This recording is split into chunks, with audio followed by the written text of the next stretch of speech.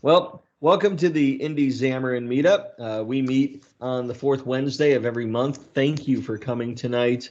As I was telling Brandon, who's our wonderful presenter tonight, and let me go all the way up here. All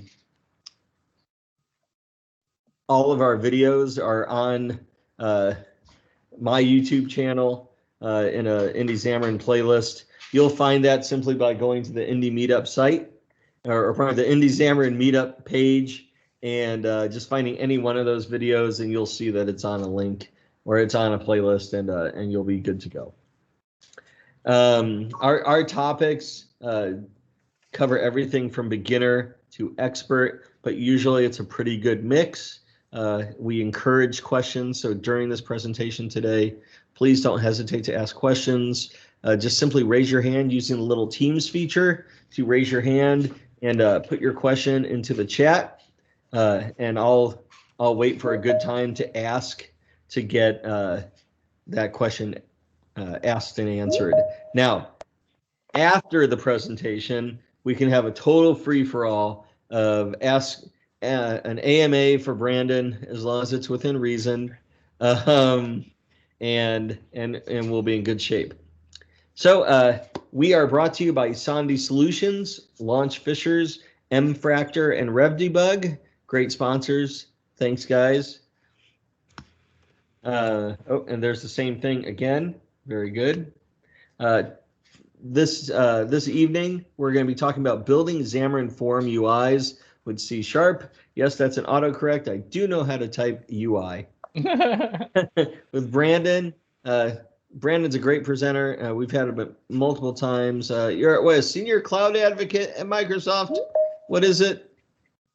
Yeah, that's pretty much it. I just call myself a developer advocate. I'm totally that. Yeah. But Brandon's a great guy. He'll explain complex topics in easy to understand bite-sized chunks. Always excited to have him here and hear him. We are also brought to you by the .NET Foundation, which brings you the .NET Foundation Virtual User Group, which is pretty cool. Basically taking, Microsoft started this along with like James Montemagno and Matt Sukup and so forth, and or Sokup, I gotta say it right. And yeah, they're basically taking a whole bunch of the .NET user groups around the globe and bringing them all together into one place. So linking to all these different user groups events. So if it's .NET, you can learn about it. So very happy they put that together. It's awesome. I wish I could go more of the things that are like in the middle of my workday, just because they'll be like on the other side of the world. But it's very cool. Check it out. There's the link. So Brandon, take it away. Thank you very much again. Sure. Looking forward to your presentation. Of course. Thanks, Art. I'll go ahead and I'll share my screen, and yeah, just let me know if somebody's raised their hand. I won't be able to see it, but Ari, feel free to jump in, cut me off. We can answer all the questions. Cutting people off. That's what I do. Right on. And Ben saying he's a XAML guy, but thought this sounded interesting. I'm a XAML guy, so I find this interesting, even though I've done some of this. So very exciting. Well, and that's it's also a good segue into kind of the disclaimer for tonight, because I would argue, well, actually, I'll show this stat later, but yeah, most Xamarin Forms developers use XAML. So this isn't a presentation saying that you're doing it wrong because you're using XAML, but rather just an introduction to how you can do things or do everything in C#, because fun fact, your XAML is literally transpiled into C# anyways. So even though you think you're writing XAML, you're still technically doing C#. But yeah, this all kind of stems from my journey to Xamarin, which started, what year is it now? 2021. So I guess 6 years ago. I actually used to work at Xamarin. I'm still rocking my Xamarin jacket here. But yeah, when I first learned about Xamarin, I immediately fell in love because I wanted to get into mobile apps, but I didn't want to have to learn Objective-C and Java. And I had done a bit in C#. And so I was like, wow, what an amazing product. I can create native iOS and Android apps in C#, which is perfectly applicable to my skill set. And so I ended up joining Xamarin. I saw Ben's here. He's also a fellow Xamarin employee, so we'll direct all the really hard questions to him. That'll be nice. But yeah, when I joined Xamarin, I had never used XAML before. And that was around the time Xamarin Forms was first being created. And actually, fun fact, when Xamarin Forms was first created, it was all in C#. Their XAML support came later. But yeah, so when I first joined Xamarin, started learning Xamarin Forms as it came out, I just continued doing everything in C#, because before then I was making my Xamarin iOS, Xamarin Android apps in C#. And so there's this new framework called Xamarin Forms. Cool. Let's keep doing everything in C#. And so I've never actually done XAML before.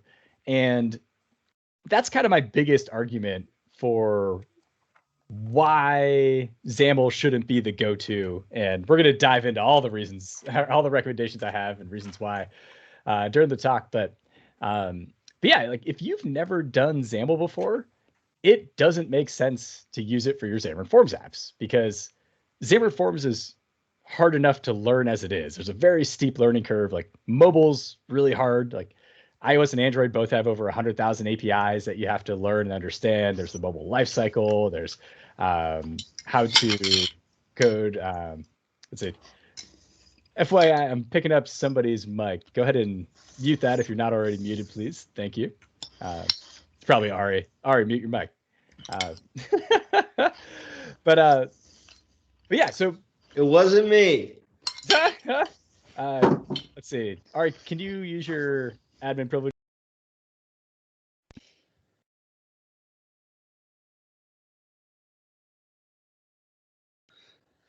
Oh, go ahead and unmute yourself, Brandon. Sorry, I muted everyone just to swath it. There Hopefully, we go. All right. Go. Was that better? Thanks. Sorry, I thought the nuclear option would only hit the attendees, and then it didn't. Yeah, that's all right. God. But anyways, yes, learning mobile is really hard. There's already a really steep learning curve, and having to learn all the mobile APIs, the mobile lifecycle, the constraints with maybe you have internet connectivity, maybe you don't, maybe you've got a lot of battery power, maybe you don't, and so why add XAML to that learning curve if you've never done it before? So the good news is, if you haven't, you don't have to. I've written multiple apps in the app stores. I have hundreds of open source repos, all in C#, all in Xamarin Forms. So let's jump into it. Let's talk about how to do it, why to do it. But before we get going, I do want to point out there's a couple links at the bottom of just about every slide today. This on the right is where you can find all the materials from today. So Code Traveler is my website. So I put together a web page for us that contains the slides, a link to the YouTube playlist, so the recording. Everything we're looking at tonight is all open source, so I have links to those apps in there. And if you're interested in learning more, I have links to various docs and tutorials on how to create our UIs in C#. And then on the bottom left, that is my Twitter handle, the Code Traveler. So if you have any questions, if you don't get around to it today, feel free to shoot me a direct message on Twitter. My DMs are always open. I'm always happy to chat about anything Xamarin, Azure, .NET related. That's kind of the world I live in. All right, so let's first talk about just the different UI options for creating a Xamarin Forms app. The most popular is XAML. About 70% of Xamarin Forms apps use XAML. Most tutorials teach XAML. And if you come from a WinForms or WPF background, or even just, we'll say, a Markdown background in general, like maybe you've done HTML, this will look and feel very familiar. So that all being said, I I really believe that this 70% number is more of a self-fulfilling prophecy than anything else. And this has kind of been a battle I've been fighting personally for the last 5-6 years that I've worked at Xamarin and now Microsoft, because um, originally all of our docs at Xamarin for Xamarin Forms were all in XAML. And if you ever took a Xamarin University class, that was a online live lectures that we offered back when we were Xamarin before we got acquired by Microsoft. All of that was taught in XAML. And I would bet if you just looked up a Pluralsight course on Xamarin Forms right now, they would teach it in XAML as well. And so if all the learning materials are in XAML, then you're likely also going to use XAML. But that being said, you don't have to. And I've been continually fighting for my fellow C# developers out there over the last few years. And now on the Microsoft docs, if you look up any Xamarin Forms stuff, there will be a C# option as well. And we're still not fully there yet, but yeah, so it's no surprise to me that 70% of Xamarin Forms app use XAML, because back in the day, that's how you learn Xamarin Forms. Heck, that's how we taught you Xamarin Forms back when we were Xamarin. CSS is also another way, another tool you can use to make your Xamarin Forms UIs. CSS is actually only available for styling. Just like if you were making a website, you wouldn't make the website in CSS, you would create it in HTML, and then you could use CSS for your styling, for your colors and fonts and margins and all that fun stuff. And so if you have that web dev background, or maybe you are the rare CSS expert, you can use CSS. There's also Blazor mobile bindings. If anybody out there has done Blazor, and then you're familiar, or likely familiar, with this syntax, but it's actually used together with XAML. So the XAML we see here is the stack layout, label button. If you've done any Xamarin Forms XAML before, that's going to look really familiar. But the difference is this Blazor syntax allows us to say things like @code, like we see at the bottom, and we can have our logic right here. So there's pros and cons to this as well. But again, we're talking about, we want to choose the tool that works best for you. All of these are different options. None are better than any of the other. It's all about what works best for you. And for me, that's making my UIs in C#. So I do have a shameless plug here for my app that's in the App Store. It's called Git Trends. It is totally free. It's also totally open source, so the code's available. You can check it out at gittrends.com. And what it is it's an app that helps you track your GitHub repos. So like I mentioned earlier, I've got a couple hundred repos on GitHub, including Git Trends. And I found I struggled to keep up with them, and I struggled to know which ones were active, like which were getting views and clones and stars. And so that's why I made Git Trends. Selfishly, yeah, I made it for me, but it definitely benefits every open source developer out there, because it allows you to see all of your repos, see how many views and clones and stars and forks and issues they all have. And if your repo is trending, so like maybe right now, everybody's flocking to gittrends.com. All of a sudden, I have a spike of 1,000 users on my repo. Well, Git Trends will send you a push notification to let you know your repo is trending. And that's happened to me a couple times, where a repo of mine was featured in a blog post or on a conference talk or something. And all of a sudden, I had hundreds of views on a repo that usually gets a dozen. And so Git Trends will send you that push notification, let you know it's trending. And if you're like me, that's when I go, shoot, I haven't updated this code in years. And I quickly jump in and like update NuGet packages and make sure it's all following best practices. But like I said, shameless plug, download Git Trends today. Give me 5 stars. Well, assuming you enjoy it. But anyways, it's all written in C#. There is no XAML in Git Trends. And specifically, it uses the Xamarin Community Toolkit, the markup extensions NuGet package. And it allows us to do really cool things with our C# UI.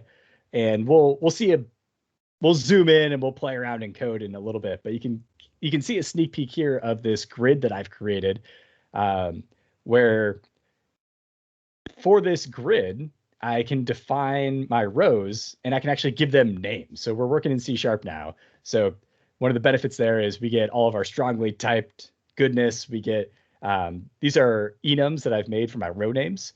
And so instead of having to remember the first row is row 0, and I want that to hold this UI element, I can actually name my rows. So I have like my row.unit type, my row.original units.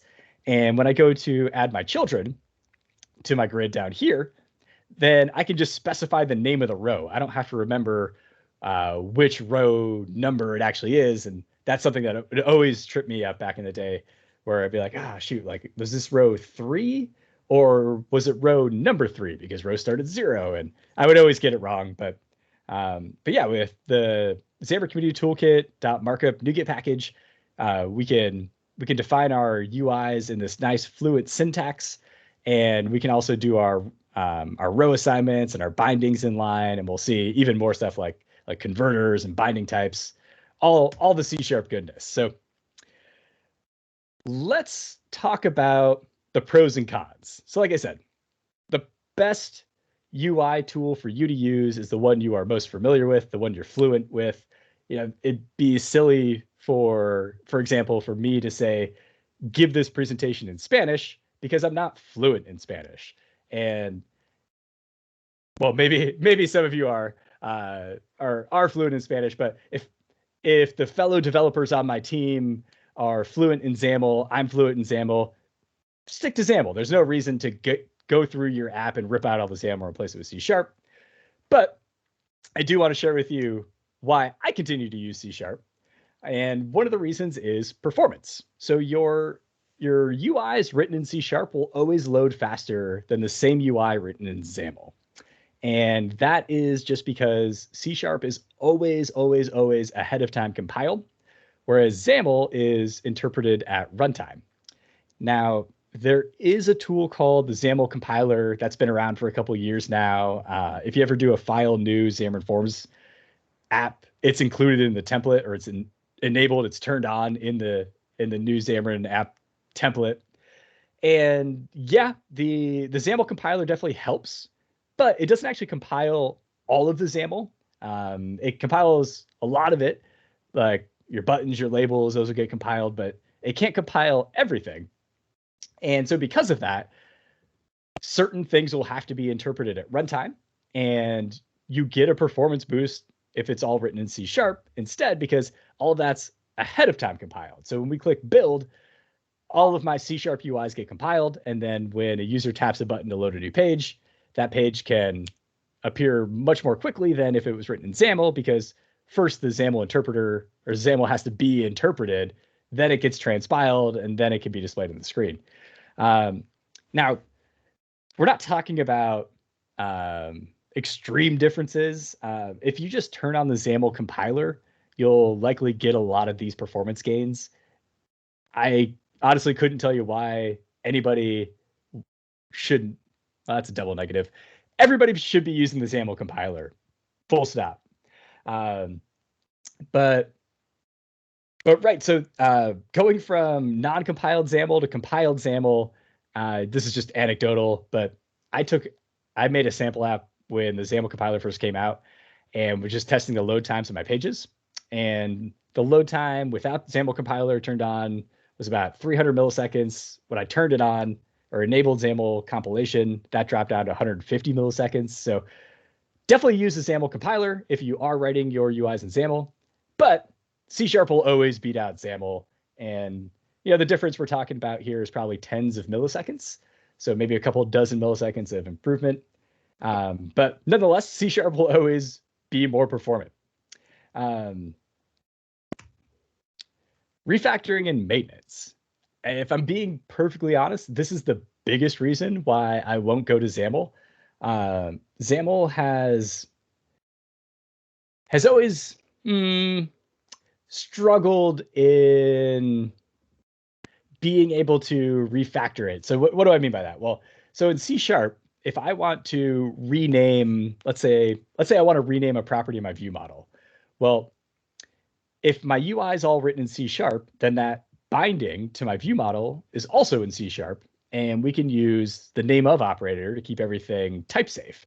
So in C#, if I just want to refactor the name of a property in my view model, I can right click, I can say rename, or I can tap F2, and my binding is updated automatically because everything's type safe. We're all referring to the same thing. Whereas in XAML, that binding's now broken because XAML is essentially just hard-coded strings everywhere. And I'm sure if anybody has done XAML, you've probably experienced this where you just create a new binding in XAML and there's a typo.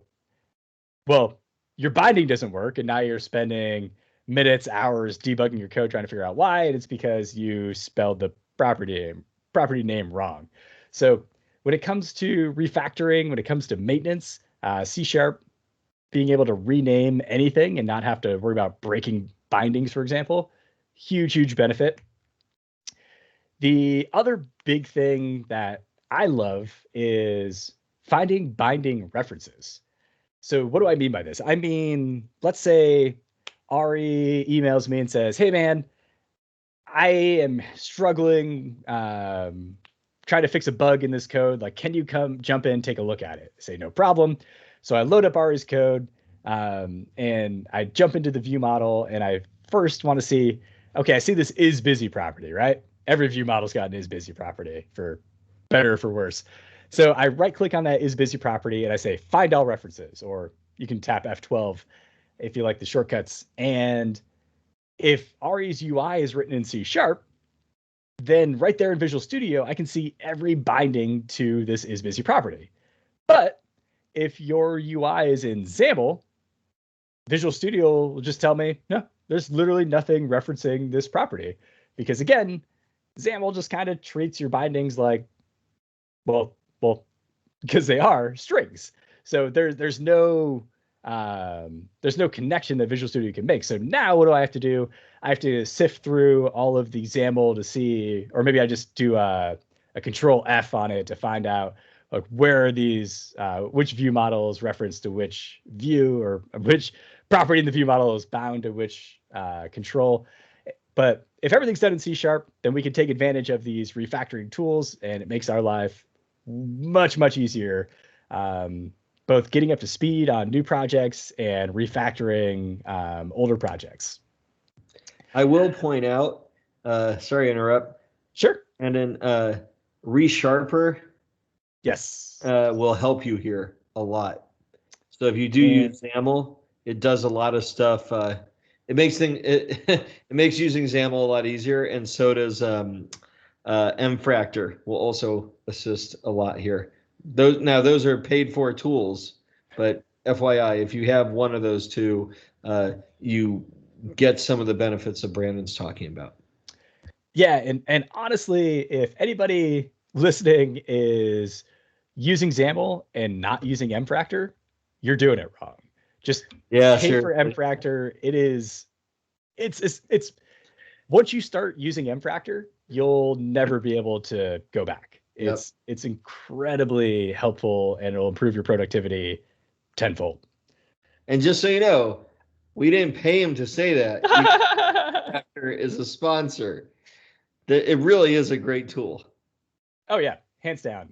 Yeah, I'm good friends with Matthew Robbins, the creator of it as well, and yeah, he just does an amazing job.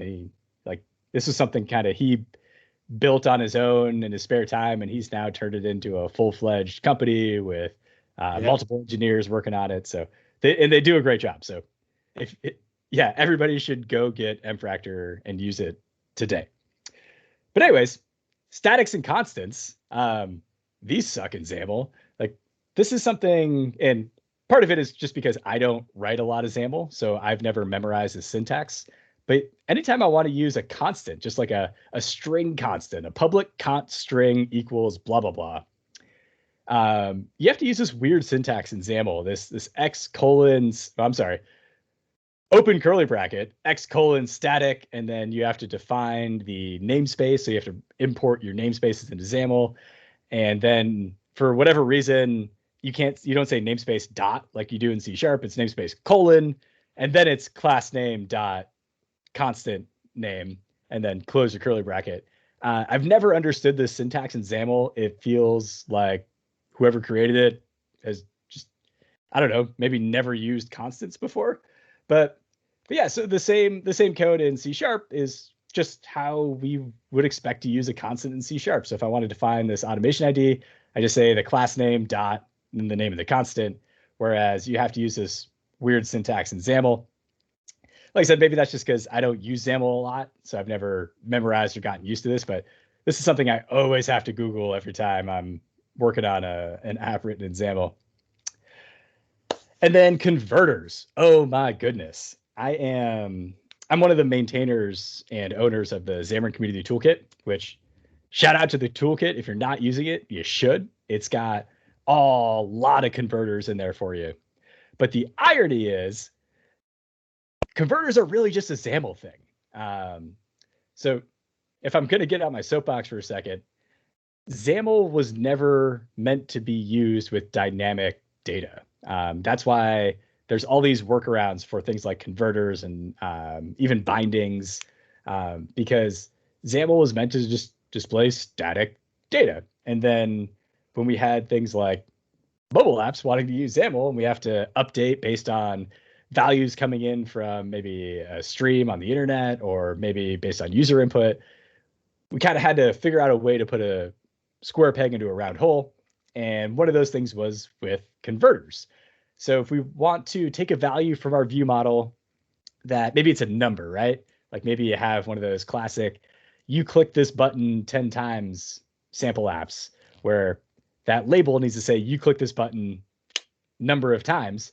Well, you have to convert that int from your view model into a string, or in this case, it's doing into a bool. And the way you do that, you have to leave your XAML and you have to go create a new class that inherits from iValueConverter. None of this is type safe. So you just say object value, type, target type. You have to do all the casting yourself. So hopefully you get it right. Otherwise, you're going to crash at runtime.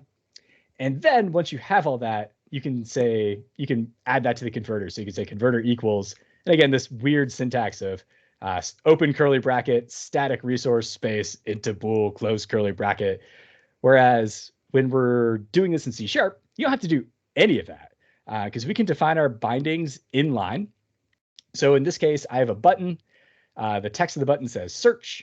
And when I want this button to be enabled is when there is when the text length doesn't equal 0. So all I have to, or the text length specifically on an entry where a user can type text is greater than 0. So think about this like users submitting a form and you don't want them to submit their form with any empty data. So we're just going to disable the submit button, or in this case, the search button, until they've actually entered something in. And so here in line, I can say that this buttons is enabled property is going to bind to the entry text length property. The source will be this entry 1, this variable that I created on a line above.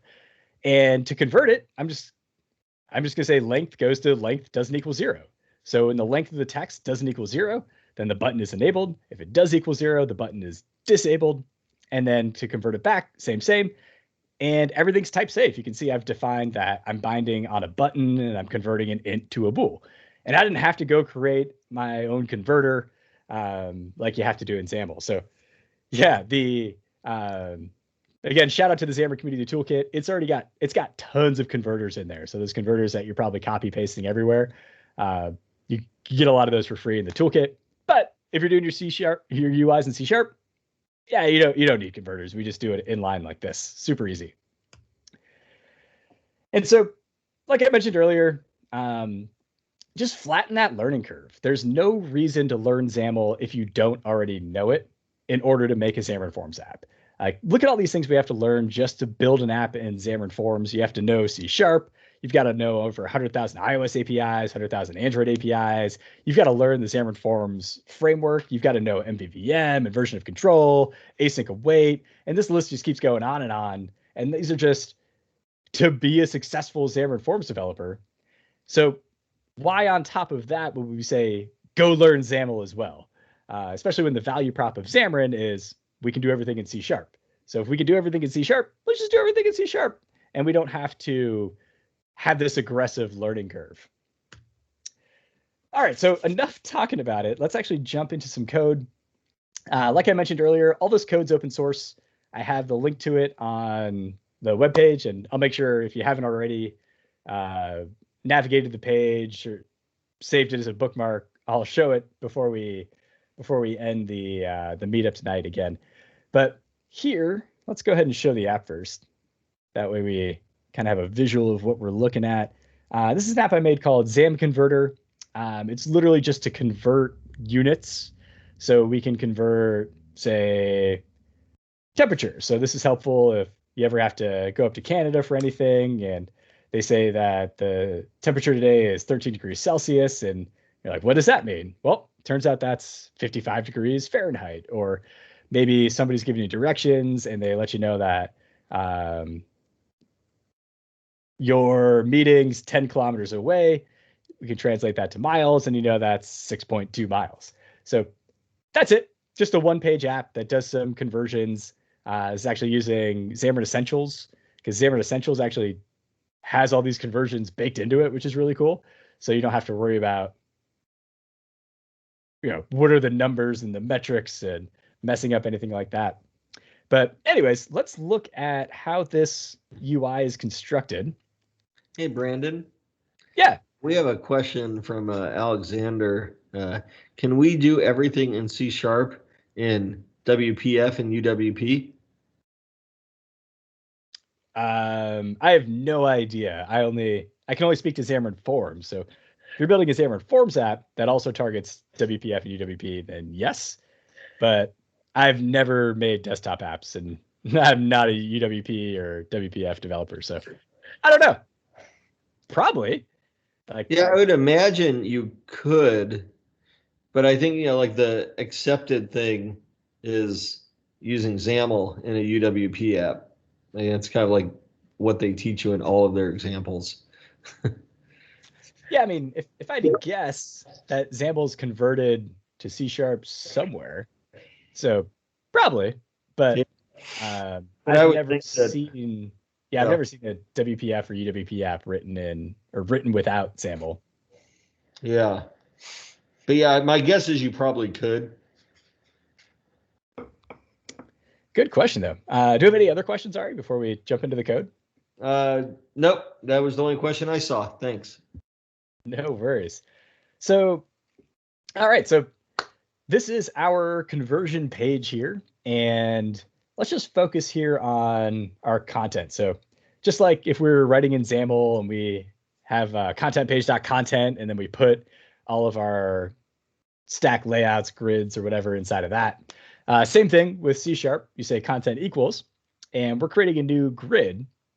And so what I've done, I've created a grid that has a column spacing of 20, and I've defined a couple of rows and columns using an enum that I've created. So again, instead of having to just say row 0 is star and row 3 is star and whatever, we can actually use our names, and it just makes it so much easier to read.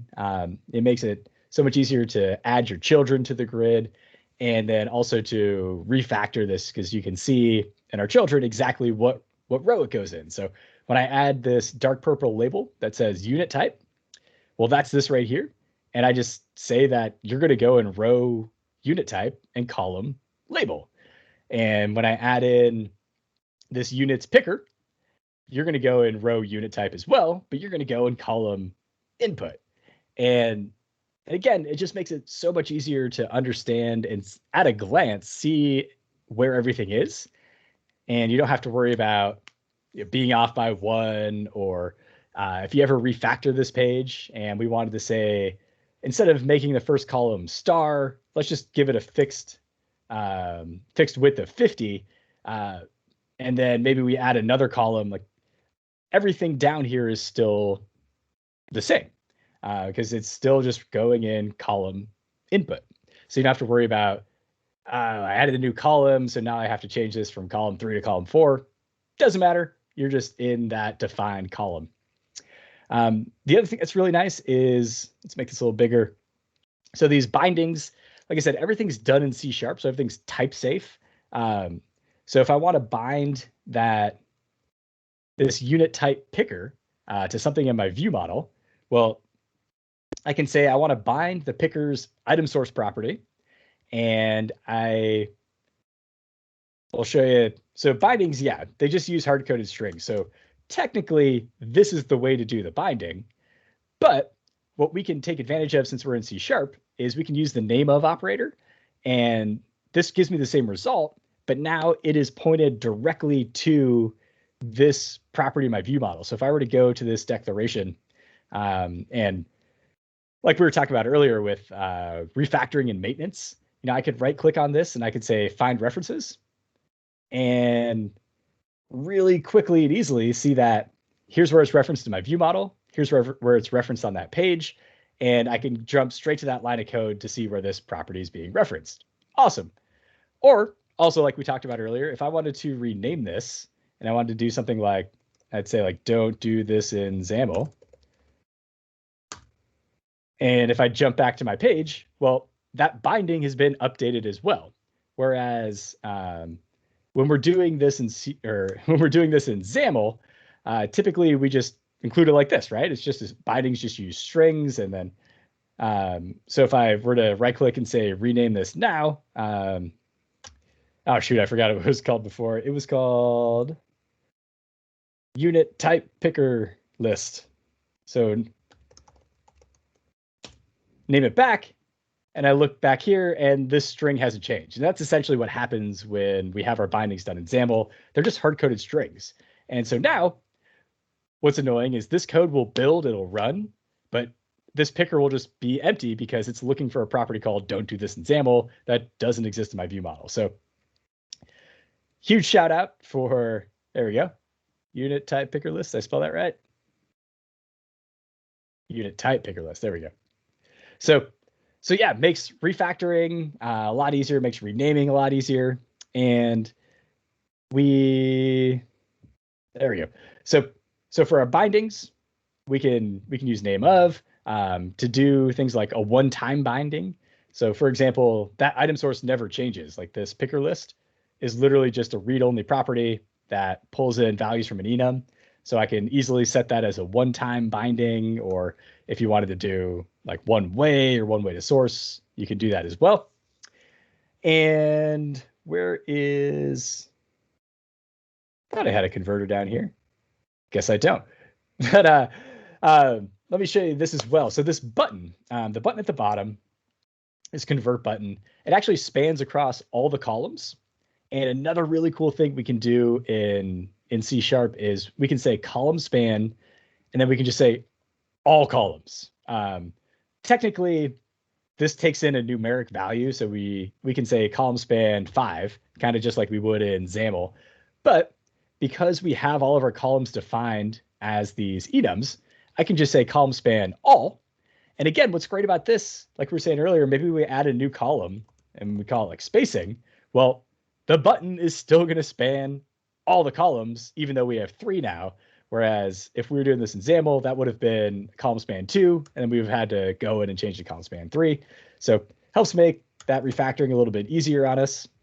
And there's also cool things that we can do, like we can see here, I say dot fill and expand horizontal, or so that that will set the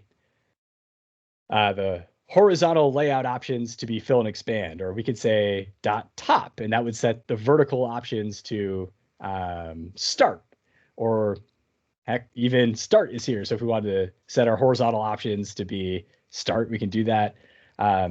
Also really cool shortcuts like this one, text center horizontal. That means we set our horizontal text alignment to be centered. We could also say text center vertical. Or if you want to do vertical and horizontal, you can just say text center. So there's all these cool shortcuts that if you're like me and can never remember exactly how the syntax is of things like that, like horizontal text alignment, or is it horizontal, like what's that property name, right? You don't even have to worry about it here. So let's see, before we jump back in, we'll go back into the slides and chat about some more stuff and more benefits. What questions do folks have on what we're looking at here? The C# code, the fluent syntax, cool shortcuts like text center horizontal, column span all, or even defining our rows and columns. Shout it out. I did have a question. Would Sure. best practice be, like, I see that you're building, the children and you're just defining things in line. Would it be more readable if we assign those to variables first and said, this is what these are, and then added the children where it's just a little clearer? Like, this is what I'm putting in this order? Or is there a performance hit doing that? I imagine there wouldn't be. I mean, it's just, a variable creation. It Right. wouldn't really matter, maybe a few milliseconds. Yeah, I mean, And it would probably just get is optimized out. Yeah, pretty much. So, Uh, like you were saying, what if I defined this earlier and then I said children equals unit type label dot row? If that's more readable to you, great. Well, no, meaning, yeah, I mean, like unit type label, yeah, yeah. I'm trying to think about how to make it more you could even readable. do it. That's one thing I like about XAML. Even like the Blazor is the structure of it is very clear to me anyway, right? I can see these children are part of this control and I can visually see it, and I can hand that to my dev team and say, look, go mess with the XAML. I'll worry about the C# and effectively the code behind, and do your thing, do your design, and it'll work right. Mm-hmm. Yeah, I mean, so yeah, if you wanted to define these elsewhere, you could totally do it. I like having everything defined here because it's very it's ironic because you said readable the other way, but I argue that this reads more like a book. So top to bottom, left to right, just like we do in English, Yeah. right?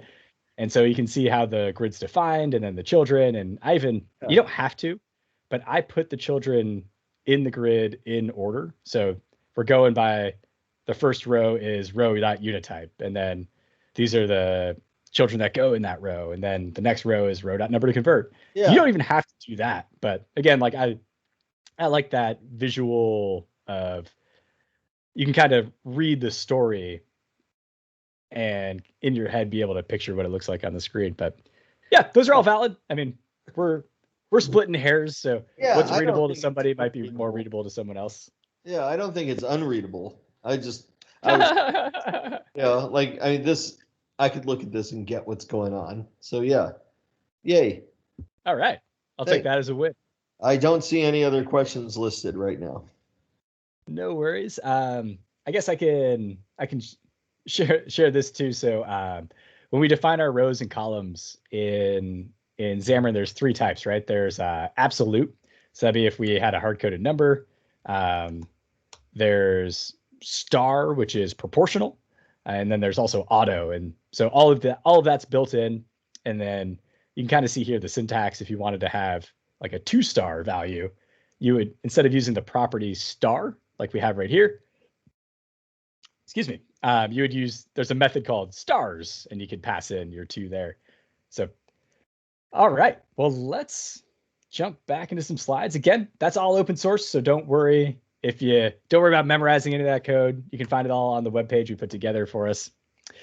But we've got .NET MAUI around the corner, and we would be remiss if we didn't talk about, well, a little intro to .NET MAUI, but also how these C# skills transfer forwards. So what is .NET MAUI? It's basically the evolution of Xamarin that's coming in .NET 6. So right now, the .NET 6 Preview 2 is available. I don't recommend using it if you want to use it if you want to try MAUI. The .NET 6 Preview isn't really ready for you yet. Preview 3, Preview 4 will add a bunch more functionality for .NET MAUI. So wait a couple more weeks, and then you can try out some .NET MAUI stuff. But this is how I like to envision it. I will give this with the caveat, like, this is not the official Microsoft chart.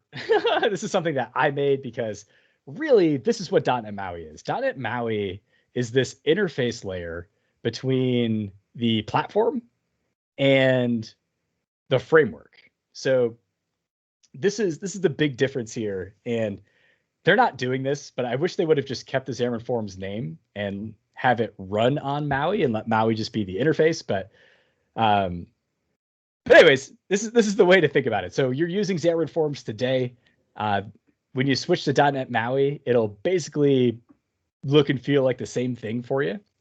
But we have I work at Microsoft. I didn't actually contribute any code to .NET MAUI, but Microsoft, the smart engineers at Microsoft who are smarter than me, working on .NET MAUI, have completely re-architected how we translate your cross-platform code, so your Xamarin Forms code / your .NET MAUI code, into that native control. And what .NET MAUI does, it's interfaces. It's interfaces all the way down. We could probably actually jump into some .NET MAUI source code because it is all open source and show it to you. But basically, what that allows to happen is if anybody wanted to create a new operating system, let's say Ari created AriOS, so we have another operating system down here. Well, if Ari wanted .NET MAUI to work on AriOS, his operating system, all he has to do is implement all of the .NET MAUI interfaces. So .NET MAUI is literally just that translation that says when somebody says new button or put a button on the screen, .NET MAUI goes, okay, which platform are you working on? And let's say it's iOS. And then there is a iOS implementation of .NET MAUI that knows how to translate a button into the native UI button and how to handle all the colors and all that stuff. So yeah, if anybody wanted to make a new platform and wanted .NET MAUI support it, it's actually pretty easy because all you have to do is implement the interfaces. And so what's nice about that is right now, there are frameworks like Uno, Comet, and Uno in particular, it has to run on top of Xamarin Forms.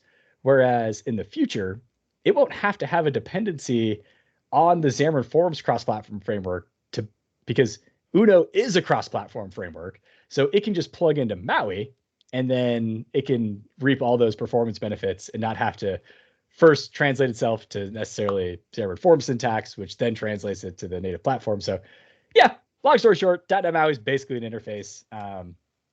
Let's see. Yeah, we'll show this slide first and then let's check out some .NET MAUI code. The other cool things that are coming with MAUI is Microsoft will be officially supporting Windows and Mac OS desktop. So you might be thinking to yourself, wait a minute, doesn't Xamarin Forms already support UWP, WPF, Mac OS? And technically, yes. But when you read the fine print, those platforms are actually, while they're supported by Xamarin Forms, they're not worked on by the Xamarin Forms team at Microsoft. They're actually all done via community contributions. So if you've ever tried to add Mac OS support for your Xamarin Forms app, and you've noticed it's a little bit behind, and there's certain things you can do in Xamarin Forms that you can't yet do if you're targeting Mac OS, that's why. Whereas in .NET MAUI, these will be provided by the Xamarin team, the Microsoft team, the .NET MAUI team, which will be really exciting. Windows in particular will be using WinUI. And then there's also Mac OS Catalyst support that'll be available in .NET 6 as well. Slim renderers, if you've ever created a custom renderer in Xamarin Forms, then you know the pain of creating a custom renderer in Xamarin Forms. It's insanely painful. you have to add that attribute at the top that says that this is a Xamarin Forms custom renderer.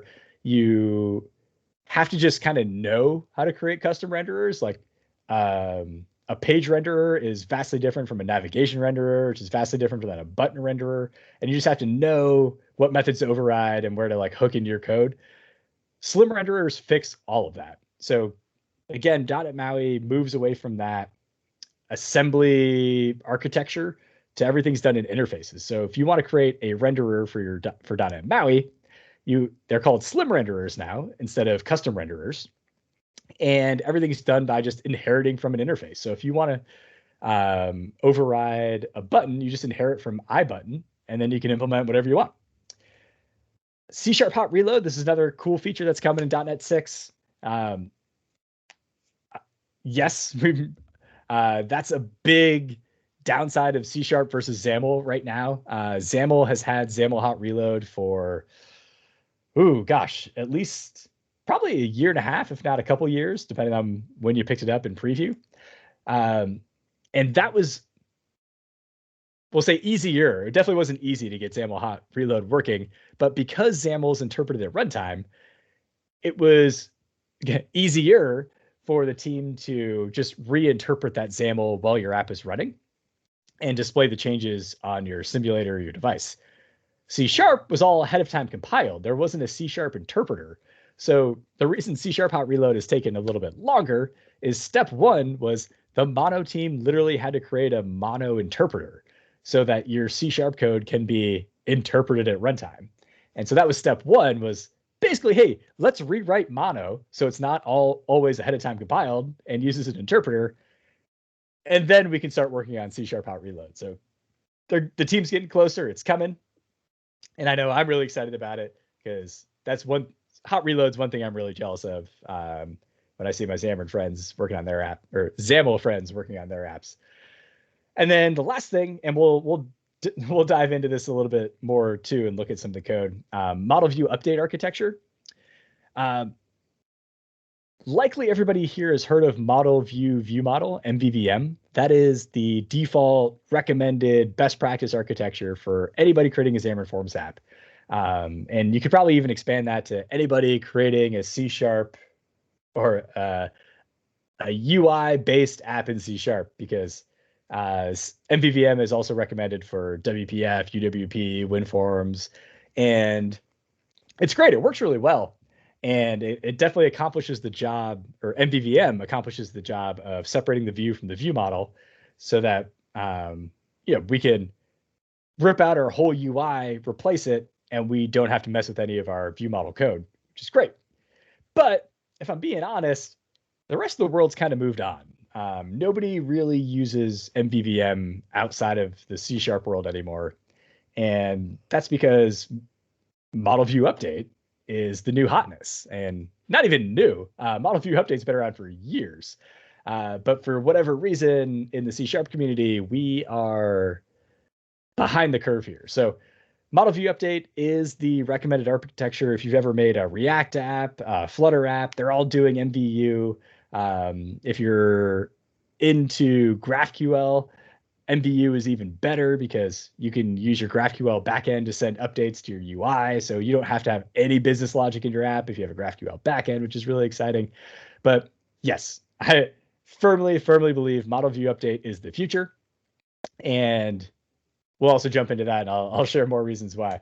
So let's not prepare for C# and MVU yet. I want to show off some of the .NET MAUI code so that you can kind of get a better understanding of what I've been talking about, because I keep saying like .NET MAUI is an interface and .NET MAUI uses slim renderers instead of custom renderers. Well, good news, it's all open source, so we can just dive right into it. And let's see. I'm going to click around a little bit because it is still a work in progress. Like I said, this is coming to .NET 6, so sometimes things move around on me, but let's see. Is this where button is? Button. There it is. Have they been working on buttons? Oh, they've been doing a ton of work. All right. Last time I checked this was like 5 lines of code. So kudos to the .NET MAUI team. But here is what a button looks like in .NET MAUI. And you can start to see when I say MAUI is based on interfaces, look at all these interfaces. So a button implements iFont element because a button can have a font. It can also have a text. It can also have a border. And so these are all the things you can inherit from. And so if we click on one, like, what do we need for font element, right? Well, font element, if you're gonna accept multiple fonts, then you have to be able to allow for font attributes and a font family and font size. And you have to handle what happens when the font family changes, the font size changes. And so if we go back to button, we'll see all of that code implemented somewhere in here. So like font family, there it is. So it's implementing the font family bindable property. There's the font family string. On font family changed, and it's got a method called handle font changed. And so it .NET MAUI really defines how to build out these UI controls. Whereas if you're to look at this code, heck, let's just do it. Let's look at Xamarin Forms, GitHub. Let's pull up a Xamarin Forms button renderer because it's much, much less pretty. Let's say I wanted to render. So let's go into, let's say iOS. So platform.iOS, renderers, button renderer. So this is what the button renderer looks like. And, there's nothing in here that says the button implements fonts or texts or borders. There's just kind of, this grew out of necessity. We didn't have the foresight. And actually, if you don't know this, Xamarin Forms was never supposed to be the Xamarin Forms it grew into. Xamarin Forms was initially created just as a prototyping framework. So the idea when, say we again, but when we at Xamarin created Xamarin Forms was, let's just create something that kind of lets people build a UI almost like using Lego blocks, right? So like, if you build something in Lego, it's not going to look as good as if you built it using clay, where you can really mold things and make everything perfect. But we're like, what if we just give it, so you can do some stack layouts and kind of throw some things on the screen so that you as a consultant can take it to your customer and say, what do you think? They sign off on it, and then you go make your UI and storyboards and Android, XML, and all that fun stuff. But what ended up happening, and to be honest, I'm glad it did because I love Xamarin Forms, is that people just took Xamarin Forms and ran with it. So Xamarin Forms became a real UI production framework. But anyways, if we look at, there's no structure to this button renderer. And things like on element changed, you just have to know to override this if you want to create your custom button renderer, add on to this. And it's not pretty. So that's why MAUI goes with this interface-based UI design, because what ends up happening, let's see, can I find, I don't know if I'll be able to find this in time. Nah, I won't. Now we'll waste all of our time digging for it. But if we were to keep digging through here, we'd be able to see the implementation of the button on iOS and how it translates everything from that iFont element into the native iOS code as well. So highly recommend just checking out this .NET MAUI source code because, it's all open source. So why not check it all out? Is it in platform configuration now? iOS specific? Maybe. Oh, no, these are literally the platform specifics. Anyways, so where are we going? That was just looking at the .NET MAUI stuff. We were talking about, so I love that commit message. Rename all the things. Yeah. Awesome. All right. So, so with .NET MAUI, we can have all these different UI frameworks running on .NET MAUI. And one of them that I'm really excited about is called Comet. Comet's been around for a while now. One of our really smart engineers, James Clancy, put this together. And let's see, let's let's just use this on YouTube so we get the high res video. I got to mute it because he's got some really like bumping music going on this. So, all right, quality, max it out. There we go. So, oh wait, I must have clicked something. Let's go back to the Comet video. There we go. Make sure on 1080p. All right, so when we look at Comet here, there's a couple things you'll notice right away. First is the C# hot reload. James isn't compiling anything in the demo here, but we see the UI appear on the device. Awesome.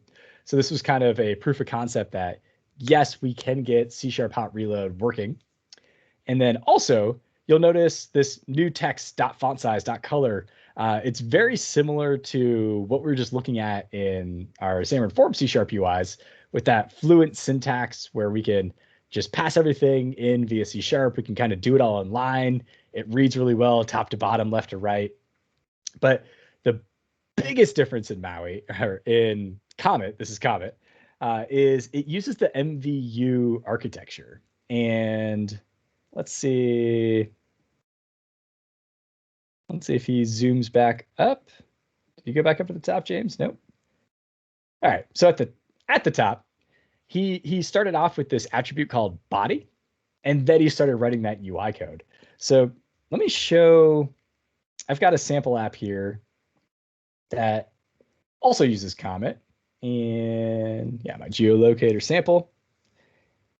And let me go ahead and run this on the simulator too. So again, we can see what it looks like to more easily understand the code we're looking at. There we go. So again, just another one-page app. And this uses the Xamarin Essentials library to retrieve the geo coordinates and display them on the screen. This is something I made because I love to travel, or at least I did before the pandemic. Well, I still do. Just can't right now.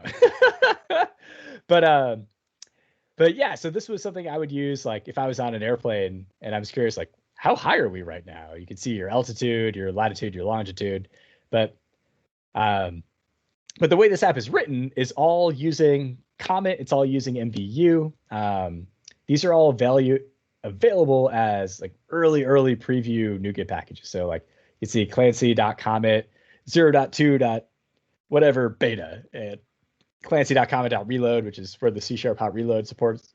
It's still an alpha. So these are all really early bits, but we are, listen, the .NET team is looking into this as another framework to support for .NET MAUI on top of what we're already familiar with in Xamarin Forms. But anyways, MVU, Model View Update. What that means is you have a model. So this is pretty similar to your model that you have in MVVM.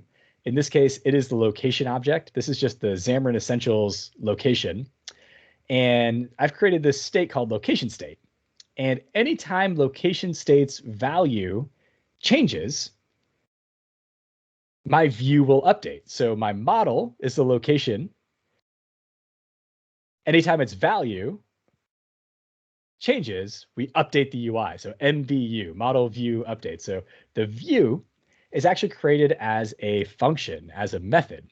So I put this body attribute at the top of this method that I named generate body. I have it returning a view, which is actually in this case a V-stack, a vertical stack layout. And I pass in a couple things like, so I have this title text. This is just a custom class that I made inheriting from text, because I didn't want to have to type this out every time because I have a couple titles. So like, yeah, I could have just said new text here, and I could have done all this stuff in line, but for kind of the sake of reusing code, that's why I created title text. So I say new title text, and I pass in a string. And in this case, that string is hard-coded. It'll never change. But the next one, I actually pass in a function. So I say, yeah, this is a func. It's technically, so it's returning a string, and I say convert a double to string. So I've got this that converts. Let's bring this down here. That will say, give me the value of that number and turn it into something with, what am I doing? 3 decimal places for the latitude. So So for this label text, I pass in a function that pulls out the value of the latitude, the longitude, and that's how we display it here on the screen. And like we talked about a second ago, anytime the model changes, so anytime this value changes, and all I'm doing is I just check your location once a second. So if I was moving around, you would see this moving. Actually, I think the new simulator can do that. Let's go on a city run. All right, now let's go something faster. Freeway drive. Maybe we'll start seeing these values change. But yeah, so the app just checks your location once a second. As those values change, maybe the simulator doesn't do that. I saw that option yesterday and I hadn't played around with it yet, but I was like, oh, that's cool. I can go on a drive, but maybe not yet. But anyways, yeah, anytime value changes, anytime your model changes, we update the view. So this generate body method will run and will regenerate all of the UI. And if you're like me, your first reaction is probably like, hold up, that is very unperformant, for lack of a better word. That means we have to redraw the entire UI anytime the value of our model changes. That's insane. Like there's going to be flickering. There's no way that our UI is going to look good because things are constantly going to be updating. And turns out you can totally do it. Turns out like this is literally how Flutter apps work with MVU. They refresh the whole UI every time a value in the model changes. And on top of that, James Clancy, who created this Comet framework, has also included some performance improvements. So for things like this title text, that lat long, that'll never change. So we don't have to update that. And the framework does some checks to see, well, did the latitude change or did only the altitude change? And then we don't have to update that either. So it is smart enough to do some diffing. So it doesn't actually update everything. But this is how we get the model view update framework implemented. And the really nice thing about this is that we no longer have to create all this boilerplate duplicate code in our view model. This was always something that bothered me with MVVM, was that if this was a view model, I would break out this location object into a specific value. So I would have to have a property called latitude. I would have a property called altitude. I would have a property called accuracy. I'd have to have a property called longitude in my view model. All of those would have to implement iNotify property changed. iNotify property changed is very, very slow. It uses reflection. It's easily broken. So with MVVM, we have a lot of performance overhead because of iNotify property changed. All that has to happen on the UI thread, which is going to make our app slower, less performant. And then we also have all this duplicate code because we essentially have to break out our model and redefine it in our view model just so that we can use it in our bindings. And MVU simplifies all of that. And like I alluded to earlier, if anybody is also familiar with GraphQL, I love GraphQL, big fan. I honestly believe that 10 years from now, the same way everybody today will say things like, or maybe a better way to put it is, if somebody came up to you and was like, hey, can you help me with my SOAP API? You'd look at them like they're crazy. Be like, SOAP, why aren't you using REST? Everybody uses REST. I see that as the future for GraphQL. In 5 to 10 years, everything will be using GraphQL. And if somebody says, hey, can you help me with my REST API? I'd be like, REST API? Why are you wasting your time with that? Use GraphQL. But anyways, with an MVU app, your GraphQL backend, because you can actually subscribe to things and GraphQL will send you almost like push notifications. It's not push notifications, but if you're familiar with like the PubSub architecture or something like SignalR that uses WebSockets, that's what it's using under the hood to send you these updates. So your GraphQL backend could be all of your entire business logic for your app, and then your UI is just this view that connects to it. But anyways, let me pause here because MVU is kind of a lot to take in. So yeah, what questions does everybody have about MVU or Comet or anything we've been chatting about so far? I don't see anything in the list, although I'm super curious about this for an app that I'm looking at converting to Xamarin. Oh, Ben says he needs to check out GraphQL. I'm trying to remember. I don't know if we had one in Indy Xamarin or the Indy.NET consortium, but I'm going to go look because I know there was a GraphQL presentation. That was me. Was that you? I'm like, I have a feeling that was Brandon that did that one. Told you I love GraphQL. There you go. So that video is just go to our meetup page and you can watch that, Ben. Yeah. I'm super excited about this because there's some devices I need to pull and like doing all that through like iNotify property change. It's so much legwork that if you just have something simple that's going to be updated, then this is so much easier than building any of that crap. Just a simple state object and just done. Yeah, and that's it's so great. That's honestly, and I'm glad you brought up that because it reminded me that's my biggest pet peeve with MVVM is that we've lost sight of state management as MVVM developers. And so if you think back to maybe you took a Pluralsight class or a class in college on state, it always starts with like let's say there's 4 Boolean variables, right? So they can each be 1 or 0. There's 4 of them. They each have 2 possibilities. So that's 2 to the 4th, which means there's 16 different states that these combination of bools could be in. And so when we write our app then, or better yet, when we write our tests, we know we have to test all 16 states.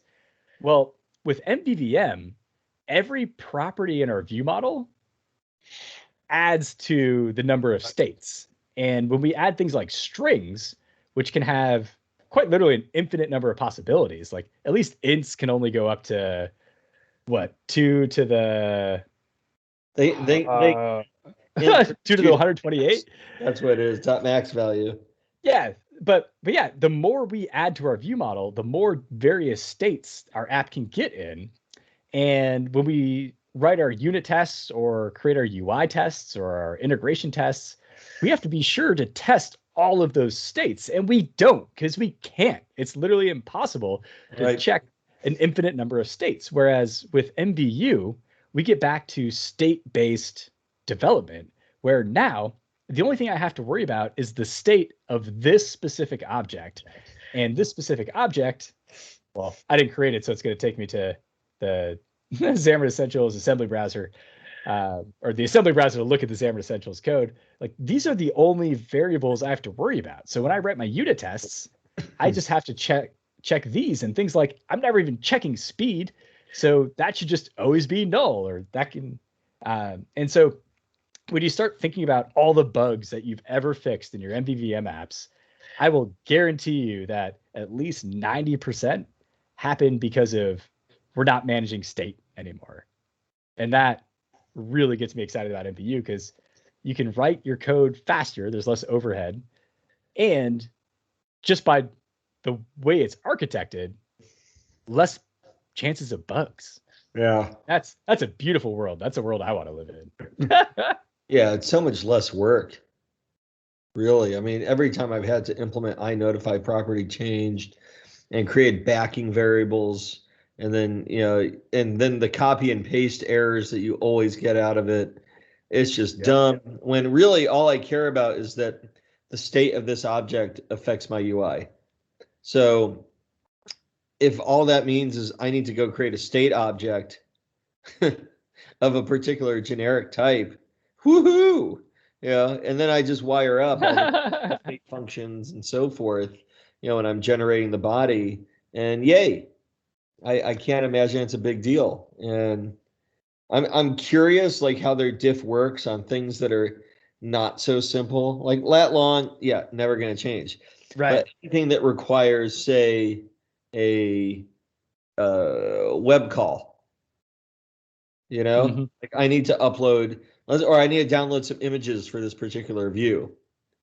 I'm curious, if those don't change, does it requery?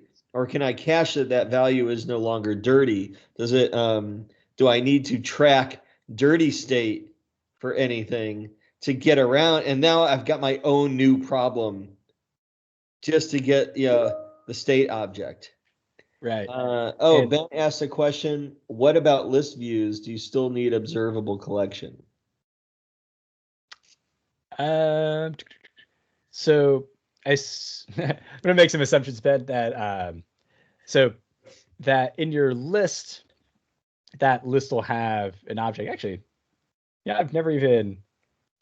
Let's see. I'm just kind of curious myself. Okay, it does have comment list view.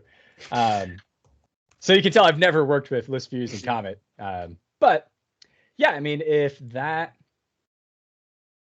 item in the list changes, then the state changes. I don't know what would happen, if the list is redrawn or just that, we'll say data template or view cell, for lack of I don't know what it's called in Comet, but that's what it's called in Xamarin Forms, or if just that would update. But I mean, everything's observable. Everything in your state is observable, I think, is the takeaway. How exactly Comet implements it, I'm not sure off the top of my head, though. But you know what, Ben? You could go download the Maui beta, although it's really alpha, and just go get it from I think you said wait a couple weeks for preview 3 and 4 to come out. Jeff, I saw your question. We'll ask in just a moment. So you could go try this yourself and give us some feedback. I'm very curious as well how that works. Like if it's smart enough to know, oh, the state of a UI item just changed, so just handle that and don't refresh everything because you might lose your location and where you had scrolled. That would be a problem. Yeah. But then again, you could scale your views. You could do your model view update and break it out into multiple views and do that. Just have one master view that has multiple other views in it that are doing their work and they only render themselves. I don't know if that's a best practice, but it might be good if you don't want to get too complex. I don't know. Now, Jeff, I can answer this one. Can you do a list view inside a list view yet? And I think you've always been able to. I thought you were able to do that, but it was strongly recommended again. Yes, don't do it. Because of what's the touch zone? What are you scrolling? So, why would you want something scrollable inside something scrollable? Yeah. And yeah, like Ari said, you can do that today in Xamarin Forms, but don't. Because of sections. Yeah. I haven't tried doing that, but Sync Fusion has free controls that do sections. They have a list view that has the capability of doing sections, as I recall. Look up Sync Fusion. But for Xamarin Forms, Sync Fusion Xamarin Forms sections.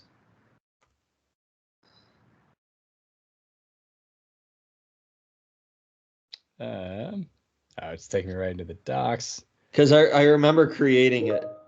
Yeah, there you have, like, it's your grouping.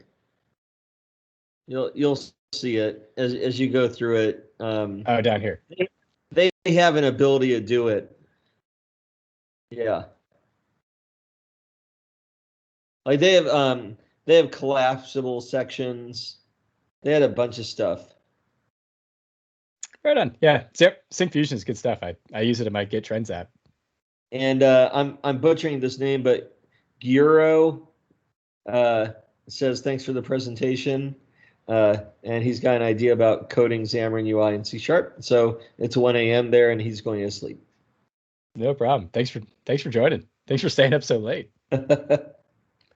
Yeah, Jeff, I know I had to implement that stuff. The other thing that I did, because sections were such a pain in the butt, I ended up doing in one app, I used a web view because it was faster to render HTML, which is very good at collapsing things.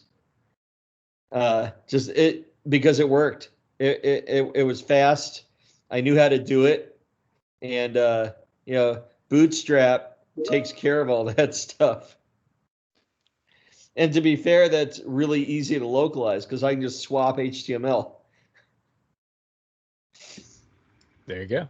It worked. It worked. I mean, after playing around, because no custom control that was out there, or no package control did it, or did it the way I tried it. When we tried it, when it would load the page initially, like it wouldn't actually load the lower sections. And so like it would work for the first section, but it wouldn't work until you scroll down and then scroll back up, and then it would load. And we're like, what the heck? Yeah, I hear you. I ended up getting it working in Xamarin, but like managing it sucked. Making changes sucked. And I'm like, wait a sec. Why am all I need to do is make something tappable versus not tappable. Like hide show. That's all I needed. And I needed it to look decent. And I'm like, wait, I can do that instantly with Bootstrap. And so I'm like, and managing like the text and how things needed to flow in XAML. I don't care if it's C# or XAML. It's code managing strings. It was so much simpler for me to go and like build it all in HTML, stick it into a string resource, read the string resource into the web view, and it worked. And anytime I wanted to fix it, I take the string, edit it in a text editor, paste it back into the string resource, done. Don't have to touch XAML, nothing. Don't have to touch code. And now that the web views are accelerated, like it's very good for presenting formatted text. Like if I have text to provide to people, I put it in a web view because it's super fast. I'm managing just a wall of text. HTML is very good at presenting text and manage. You store that text in a database, or you store that actually in the app? String resource. I put in a string resource Gotcha. or a resource file, and then the cool thing is that I then get the ability to use .NET's localization capabilities and culture awareness, and I can bring in the right strings. So from the very beginning, with any UI element, I store all the strings in my app, titles, button text, etc., all in a string resources file. And then if I ever want to localize it, I create a copy of that string resources file, append the country code, and I convert it. And there's more to it than that, but now it's maintainable, and my whole UI can follow suit. I don't have any hard-coded strings. And it's so much easier because you know what it is, like changing like the yes button, or like the prompt for confirmation across your app is so much easier when you can just say string resources dot confirmation prompt title. Yeah. You don't care what the value is. You just as long as you've named them all correctly and unique names or use the same names across the app. And it works so well because you don't have to refactor a text change. For sure. Oh gosh. The first time I did that was the last time I ever hard coded strings. Because it was the one time I had to make a text change. I'm like, oh, I changed it in one place. I'm gonna cry. Yeah. It's like my first reusable. Anyway, what other questions are there?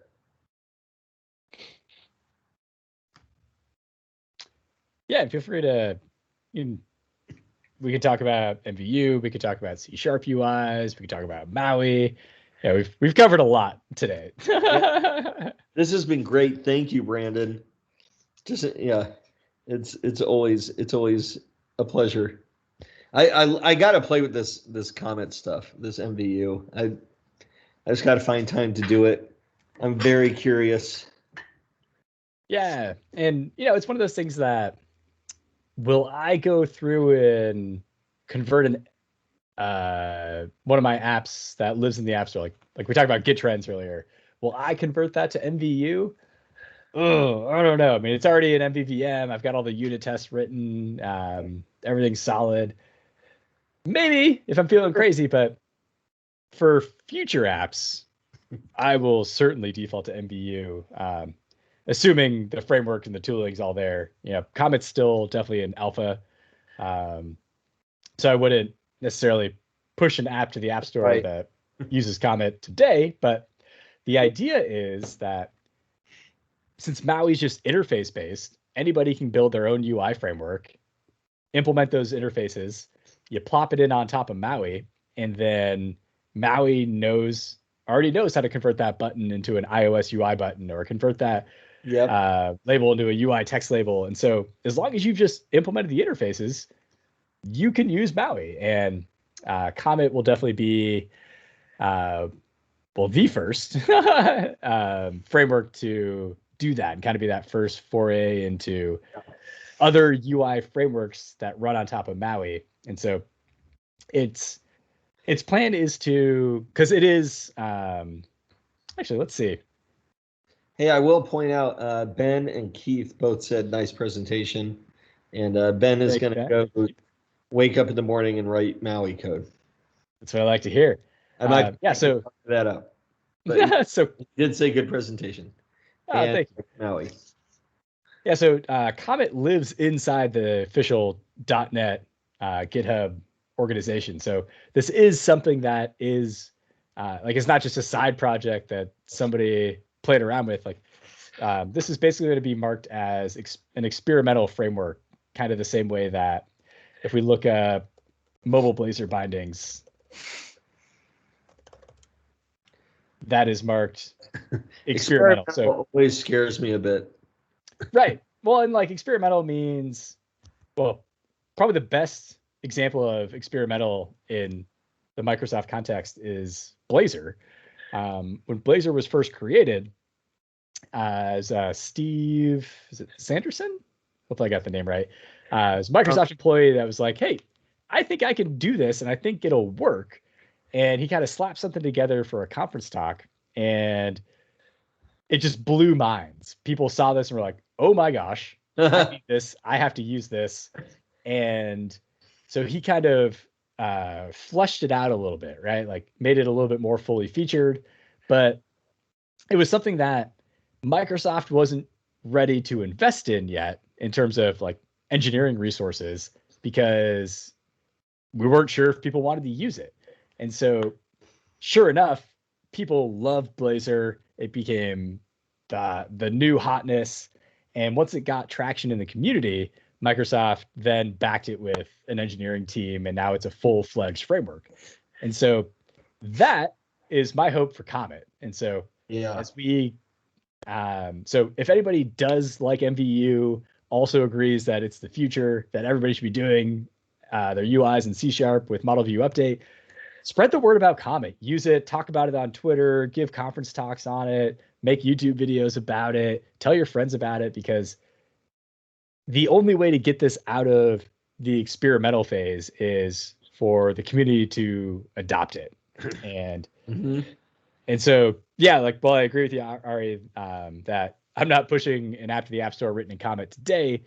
If we get enough excitement and traction about this in the community, then absolutely, this will become a fully fledged framework. And just like Xamarin Forms, just like .NET MAUI, just like Blazor, this will move from experimental into real project and build all your apps in it.